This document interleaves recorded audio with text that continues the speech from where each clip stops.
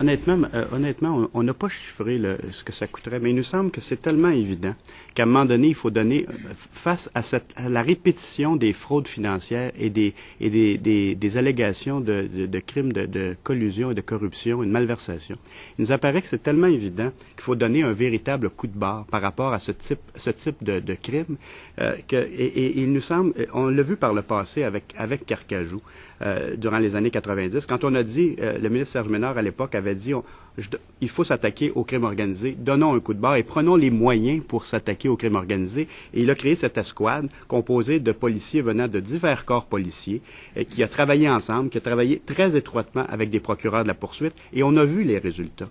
Nous, ce qu'on dit, c'est que la proposition qui a été faite par le gouvernement, elle est minime et elle ne nous apparaît pas, ce n'est pas le véritable coup de barre qui est requis, à notre avis, et qui est demandé par la population.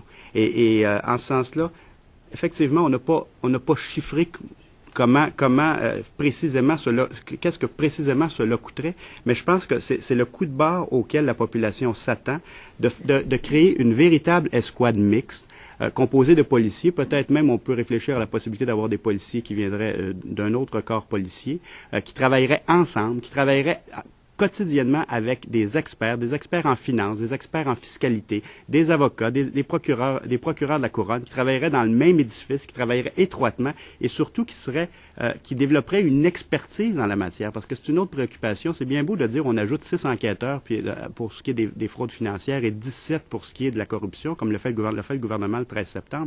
Mais l'expertise de ces enquêteurs-là, on ne nous a pas donné beaucoup de détails là-dessus. On les prend où, ces enquêteurs-là? Le directeur général de la Sûreté du Québec nous dit lui-même qu'il manque d'enquêteurs. Alors, nous, on dit il faut créer cette escouade, aller chercher les ressources dans les différents domaines en matière de finance, parce que c'est des dossiers extrêmement techniques. Serge Ménard a proposé une autre avenue qui pourrait être envisagée, qui est les entrées latérales à la Sûreté du Québec, c'est-à-dire de faire en sorte que des gens qui ont une formation en finance, qui ont une formation en fiscalité, puissent devenir policiers par une voie plus rapide et donc deviennent membres de la Sûreté du Québec et pour ensuite être affectés à ce type d'escouade. Alors, c'est le coup de barre, nous semble-t-il, que la population attend, le même coup de barre qu'on a donné durant les années 90 à l'égard d'une problématique qui se posait eu égard au crime organisé. Et il nous semble que à ce moment-ci, c'est ce même coup de barre qui doit être donné eu égard aux fraudes financières et ce qu'on appelle plus globalement aux crimes économiques. Et moi, j'ajouterais peut-être simplement que je pense qu'il faut, dans ce domaine-là, être très conscient que les investissements en prévention et en détection du crime sont beaucoup plus payants globalement. Donc, que finalement, c'est une dépense qui, je pense, aurait toute la pertinence d'être faite parce qu'on regarde juste présentement, il y a un recours collectif de dizaines de millions contre l'AMF, notamment par les victimes dans l'affaire Norbourg. Il y a énormément de gens qui ne sont plus capables de subvenir à leurs besoins, donc qui sont maintenant sur la sécurité du revenu.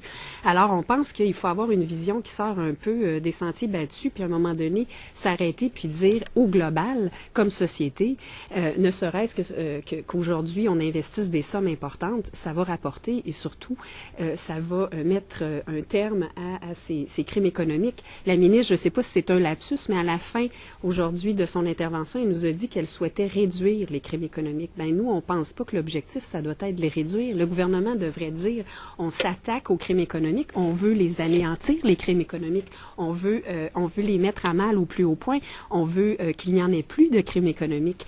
Alors, on pense qu'on est loin du compte, qu'il n'y a pas de leadership, qu'il n'y a pas de signal clair et qu'il faut voir ça comme un investissement pour le bien collectif et non pas simplement comme une dépense et qu'on vient ajouter à gauche, à droite pour faire bonne figure des petites mesures ponctuelles. Can I ask, Monsieur Assange, I think that we know that Earl Jones was not a registered financial planner. How would your suggestions have changed what happened with Earl Jones? Very simply by not allowing him to work in the field. What we suggest is a system whereby anyone who gives money to a financial professional, be it a consultant, fund manager,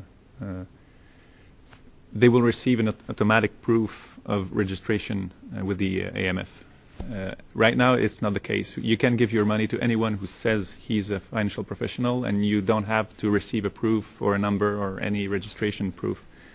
What we think is very easy to put in place right now is a system by which anyone who gives money to a so-called financial professional will receive a proof that this person is registered with the AMF. And that would have made the case you mentioned impossible. The insurance fund that you were talking about, $1 for $10,000 of savings, how do we know that that would be enough, considering that some of this fraud involves hundreds of millions of dollars of losses? Well, we don't know that it's enough. That's why we want a commission. I was just giving the example of 1 basis point. A basis point is 1/100th of a percentage point.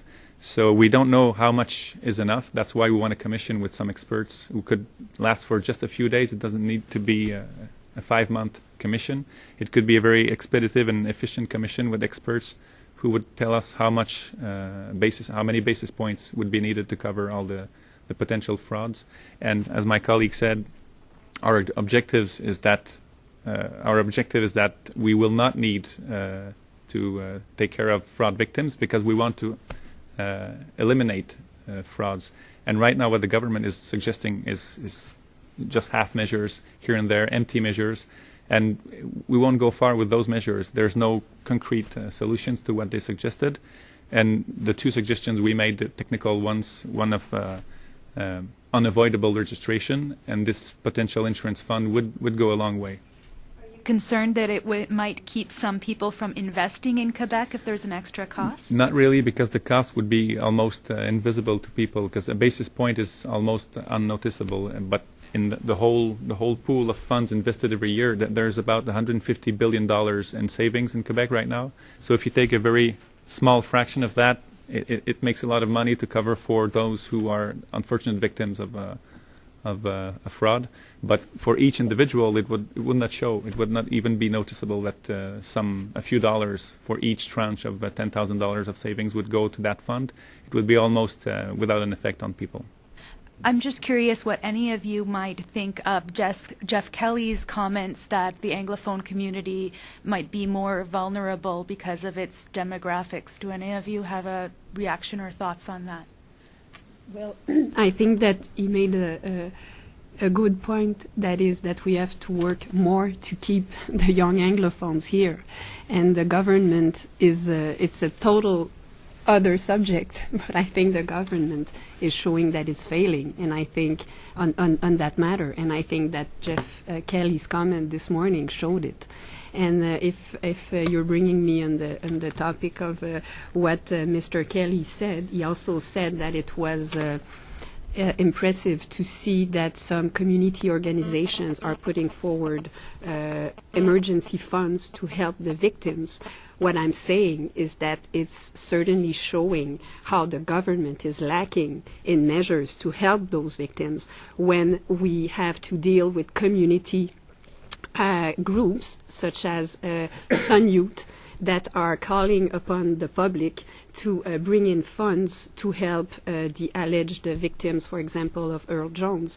And on that point, I got absolutely no answers from the Minister of Justice, who is responsible for bringing the help to criminal victims. Do you think there should be special programs to prevent fraud in the Anglophone community? I don't think there should be specific programs for the Anglophone. If I may add just a few words on that specific case that you're bringing, the Earl Jones case. The suggestions we made, first of all, he could not have worked in the financial field without being registered, so the first suggestion would have covered that. And if he had escaped that by some miraculous way, the fund we suggest would have compensated the victims. So the measures we're suggesting are not just ideas that we throw in the air. They're really concrete measures who will help victims and will make sure that fewer victims and, if possible, no victim occur in the future. Thanks.